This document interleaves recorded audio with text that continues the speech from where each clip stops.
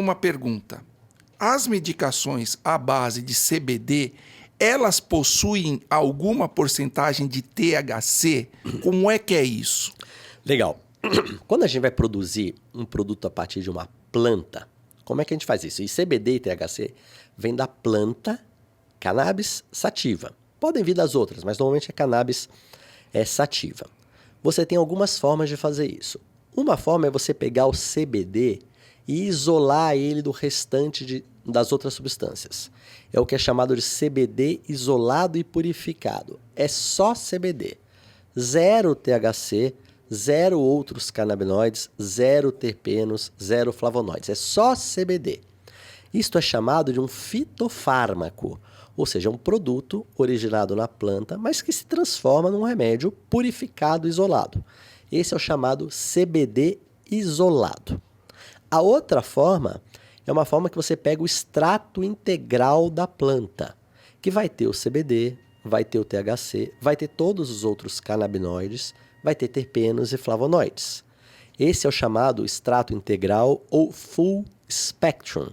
É claro que dentro do full spectrum existe uma norma e que varia, por exemplo, dos Estados Unidos para o Brasil, de quanto THC pode ter, porque a preocupação é sempre com o THC. Exatamente. Essa é a preocupação. Exatamente. Tem THC? Os efeitos psicoativos do THC. Então existe uma norma. No Brasil, por exemplo, os produtos full spectrum, eles podem até 0,2% de THC. É muito pouco THC. É traço de THC 0,2. Ou seja, os produtos full spectrum também não têm os efeitos psicoativos do THC. Tem um produto que chama Broad Spectrum, que é igual ao Full Spectrum, só que com zero THC. Então você remove o THC e deixa o CBD, os outros canabinoides, terpenos, flavonoides sem THC. Por exemplo, para algum médico, algum paciente que não quer ser exposto a nenhuma quantidade de THC. E claro, Marcelo, a gente está falando do CBD, mas o THC também tem aplicação médica, não é só para fins recreativos. Existem condições que para o seu tratamento requerem teores mais altos de THC, concentrações mais altas de THC misturadas ao CBD. Então esses produtos, que não são chamados de CBD Full Spectrum nem Broad Spectrum, são chamados de produtos de CBD com THC, que têm teores mais altos de THC. Esses produtos, se os pacientes tomarem, eles podem ter algum efeito do THC? Podem. Dependendo da dose, dependendo da concentração, podem, mas existem algumas indicações em que THC em maiores concentrações é usado. Mas na prática clínica, o que a gente mais usa é o isolado, só CBD, e o CBD Full Spectrum, que tem concentrações variáveis de CBD e uma concentração máxima de 0,2% de THC. Esse é o chamado Full Spectrum. Nos Estados Unidos, quanto é? 0,3. É uma pequena diferença. Nos Estados Unidos é 0,3, no Brasil é 0,2. De uma forma ou de outra é pouquíssimo THC. O que é efeito entourage? Muito bem, efeito entourage ou efeito comitiva. Bom, o que se percebeu de vários estudos é o seguinte. Quando você dá um CBD isolado para um paciente, ele vai atuar no sistema endocannabinoide e vai exercer uma função que pode ser, por exemplo, para tratar crises em pacientes com epilepsia. Porém, quando você dá o CBD junto, você dá pouquinho de THC e os outros canabinoides, e os terpenos e os flavonoides, a impressão é que todos eles atuando juntos, juntamente, conjuntamente, eles amplificam o efeito do CBD. Eles melhoram o efeito do CBD para várias condições. E qual a repercussão disso? A repercussão disso é que com isso você pode usar doses menores do CBD, porque esse efeito está sendo amplificado. E doses menores resultam em menores efeitos colaterais do CBD. Você vai e, claro, falar para frente. Menor custo. Como a ideia é usar todos eles juntos, como se fosse uma comitiva, o nome desse efeito é chamado efeito comitiva ou efeito entourage. E é um efeito que é explorado clinicamente. A gente quer esse efeito em muitas condições.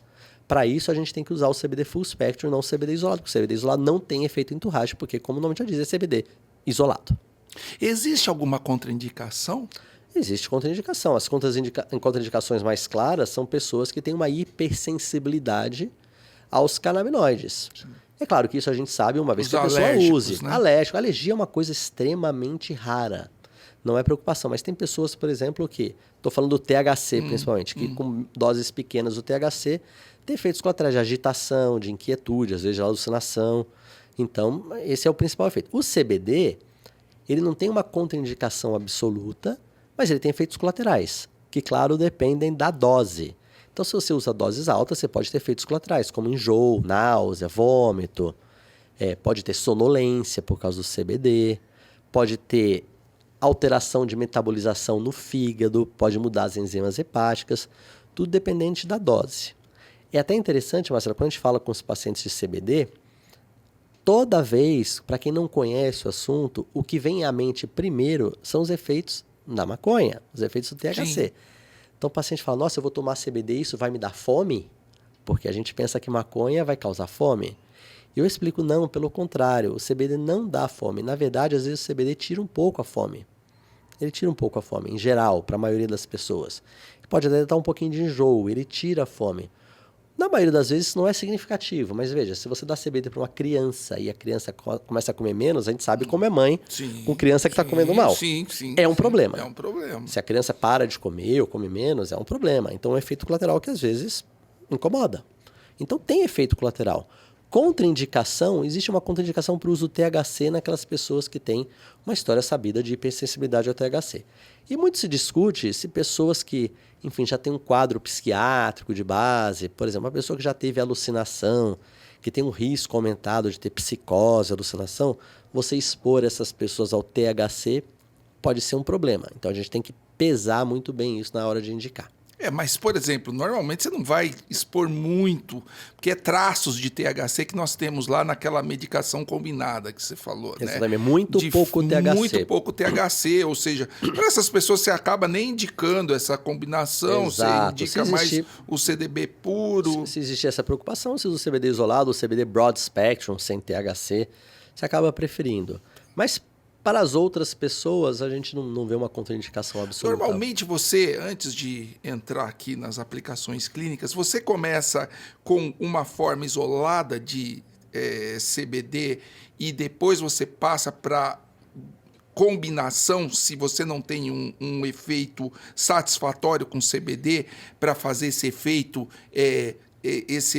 de potencialização das substâncias no corpo, ou isso vai depender da indicação clínica do paciente? Vai depender completamente da indicação clínica. Você imagina, Marcelo, que como eu falei, depois daquele, vamos dizer, uso inicial lá no século XIX, tudo ficou parado, voltou à luz na década de 60, depois mais fortemente na década de 90, e de lá para cá que começaram a sair os estudos em várias indicações, na neurologia, na psiquiatria, em várias outras indicações na clínica médica de uma forma geral.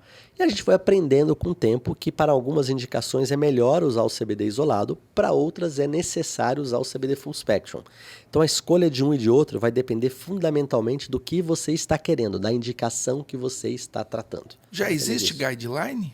Não existe guideline porque a gente não tem ainda evidências robustas do uso em muitas indicações. A gente vai falar um pouco disso, mas a gente tem indicações precisas, bem definidas para algumas condições. A maioria das outras é um uso que ainda não é completamente compreendido, por isso não existe um guideline. Essa interrupção na pesquisa atrasou um pouco Atrasou um pouco, não, atrasou muito, né? Se a gente pensar que durante, décadas, um neurocientista, um farmacologista não podia ter no seu laboratório uma planta para extrair CBD. Por quê? Porque era crime ter uma planta de cannabis no laboratório. O que evidentemente, um absurdo, mas era o que era. As coisas melhoraram nesse sentido, felizmente. Mas isso atrasou bastante, bastante. Veja, foi lá na década de 60 em Israel, a partir de uma doação da polícia. É uma coisa até engraçada, né? Polícia dando pro cientista, toma aí, um tijolo aí de cannabis para você trabalhar. Eu não podia. E todo cuidado cerca esse tipo de atividade até hoje. Então isso atrasou bastante, bastante mesmo. Existe um cuidado por causa do THC, né? Essa oposição forte ao THC, aí até você explicar, isso é importante, né? Para a população entender. Super. Né? Uma coisa que eu sempre ressalto isso, né, Marcelo? A gente está falando de cannabis. Nem toda cannabis é maconha. É super importante isso. Maconha é uma cannabis com muito THC que vai ser usada para fins recreativos. Nem toda cannabis é maconha. Toda maconha é cannabis. Mas nem toda cannabis é maconha. Hoje, muito da cannabis produzido no mundo todo é para quê? Para fins medicinais e, como eu disse, o cânhamo, que é usado para fazer fibras, roupas, cordas, sapatos. O cânhamo ele tem um alto valor nutritivo, né? Ele pode ser usado como ração. E esse cânhamo, com muito CBD, pouco THC, não é maconha, é cannabis. E é engraçado, né? A gente vê a plantinha no símbolo da roupa, né? Ih, a roupa de maconha. Não é de maconha, é de cânhamo. É cânhamo, não tem maconha. É outra planta. Não adianta pegar a camiseta de cânhamo e fumar, porque não vai acontecer nada. Não vai ter efeito nenhum. Não adianta, viu, comprar. Não adianta fumar o sapato de cânhamo, a camiseta de cânhamo, porque não é maconha, é cânhamo. É beber cannabis. Água que lava a roupa. Não adianta, não vai adianta, acontecer nada. Não vai acontecer nada. Então é importante saber disso. E é claro, quando começou o debate sobre o uso de cannabis medicinal, e quando a gente fala de cannabis medicinal, para a maioria das indicações, a gente está falando do CBD, do canabidiol, grupos que defendem a descriminalização ou a legalização da maconha recreativa acabaram surfando na mesma onda. Sim. E eu não quero aqui nem entrar no mérito da questão de descriminalização, de legalização, porque esse é um assunto separado. Isso não é um assunto da sociedade. É um assunto da sociedade que depende da maturidade da sociedade, depende de convicções políticas, isso. Mas o que é importante a gente entender? Que esta é outra discussão. Quando a gente está falando do uso medicinal, a gente não está falando do uso recreativo. Nós estamos falando de CBD. CBD com mais ou menos THC para fins medicinais. Então é uma outra discussão. E que, na minha opinião, sinceramente, é uma discussão que nem precisaria existir. Porque, assim, é um remédio, gente. É um remédio como outro qualquer. É um remédio que tem suas indicações, tem suas contraindicações, tem seus riscos, tem seus benefícios. Para alguns pacientes funciona, para outros não funcionam. É um remédio como outro qualquer. Eu sempre brinco com os meus pacientes, Marcelo, que se o CBD ele fosse presente na folha do limoeiro, não ia ter problema. Não ia ter problema nenhum e não ia ter esse barulho nenhum. Por outro lado, também não ia ter esse destaque na mídia. Ninguém ia falar muito. Olha, o limoeiro faz lá um negócio chama CBD e que funciona para algumas coisas, não funciona para outras. Mas é o limoeiro, né? É o limoeiro. Então, deixa o limoeiro para lá. Agora, porque é da cannabis, aí vira confusão. E uma coisa que eu sempre reforço. Chegou a hora da gente parar de falar que CBD e THC medicinais vêm da maconha. A gente não usa mais essa palavra maconha. Vem da cannabis. Porque quando a gente produz cannabis para fins medicinais, a gente não está produzindo maconha. A gente está produzindo cannabis para extrair CBD com maior ou menor teor de THC para tratar pessoas doentes. É cannabis, não é maconha. Nos últimos 2 podcasts, inclusive, nós discutimos a respeito, um de lombalgia, outro específico de dor, nós discutimos dos opioides, que estão aí. Estão abertos aí, liberadíssimos.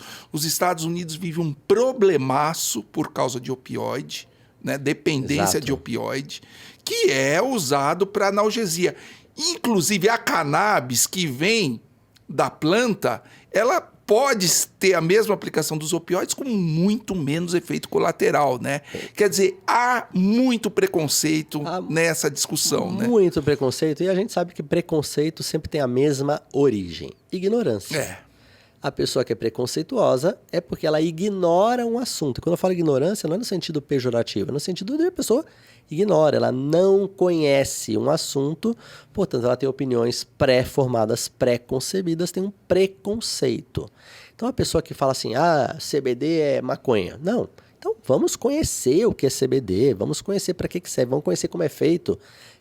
Conhecer é a única forma de acabar com o preconceito. Não existe outra forma. Exatamente. E de melhorar a discussão, né? Claro, melhora muito Essa discussão tem que melhorar, Tem que melhorar muito. Nós vamos falar no final um pouquinho da acessibilidade aqui no país. Tem que melhorar muito. Porque é o que você falou. A gente tem um preconceito enorme com a cannabis, mas não tem preconceito com o opioide. E o opioide é um problema na sociedade. É um problemão. A gente sabe que nos Estados Unidos tem uma epidemia de opioide. Pessoas começaram a usar opioide geralmente para tratar dor e se tornaram dependentes. Coisa super importante. Não existe dependência a CBD. Ninguém fica dependente de CBD. Não fica, porque não tem o efeito prazeroso. É igual alguém ficar dependente de Tilenol ou dependente de AS. Não existe isso. Ninguém fica feliz de tomar um Tilenol, ninguém fica feliz de tomar um AS. Por isso não tem dependência. Muito se discute o risco de dependência ao THC. E isso, claro, isso varia em função da dose e da indicação. Mas ao CBD não tem risco de dependência. E THC, principalmente da dose da indicação e da idade que o indivíduo começa a usar. Exatamente. Né? Adolescente, isso é um problema e tal, que nós vamos ficar fora dessa discussão. Agora, o CBD não tem dependência, não dá prazer no uso, não dá barato, o cara não fica relaxadão e tal. Eu já vi pacientes usando opioides no pronto-socorro, tendo alucinação, tendo prazer, e o cara passou a depender daquela droga. Exatamente. Tanto que essa droga ela sumiu dos pronto-socorros aqui Muitos desses dependentes começaram usando para uma dor nas costas, uma dor de cabeça, e aí vai. Isso não existe com o CBD, não tem dependência CBD. Isso não é uma preocupação que a gente tem. Inclusive, vários estudos são feitos, principalmente nos Estados Unidos, para usar CBD com ou sem THC como terapia substitutiva ao opioide para tentar tratar a dependência opioide. E é um dos instrumentos que a gente dispõe para tentar tratar a dependência aos opioides. Porque é muito mais seguro. CBD, mesmo CBD com THC, é muito seguro. É extremamente seguro. Ninguém morre de tomar CBD e THC. Não existe isso.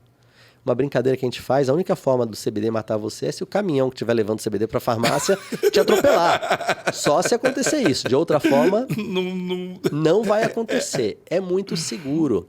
Interessante, aí vem uma explicação até fisiopatológica. No cérebro humano, um tronco encefálico não tem receptor canabinoide. Ah, olha só. Então, mesmo com THC, não deprime a função respiratória porque não tem receptor endocannabinoide no tronco encefálico. É uma droga extremamente segura. Então, por isso, até, a ideia é óbvia. Bom, a gente tem uma população enorme que é dependente de opioide. As pessoas morrem usando opioide. Morrem. As crianças nascem dependentes e as pessoas morrem. Então, como é que a gente resolve isso? Uma das maneiras é tentar o CBD com o sem THC como instrumento de tratar esses pacientes. De tratar esses pacientes. E isso, outra coisa que você falou que é importante, como o CBD não é psicoativo, você pode usar com segurança em crianças, em adolescentes. Exatamente. Esse é um problema. A medicina evita ao máximo usar essas substâncias em pacientes que estão em desenvolvimento no cérebro. Exato. E hoje a gente sabe que é absolutamente seguro o CBD. THC, existe uma discussão qual o nível de THC seguro para criança, mas CBD, isso é algo bem estabelecido pela ciência. Não sou eu achando isso. A gente vai falar de algumas indicações, mas uma das principais indicações é o tratamento de epilepsia em crianças pequenas, 2 anos de idade, e que a gente usa CBD com ótimos resultados e com absoluta segurança.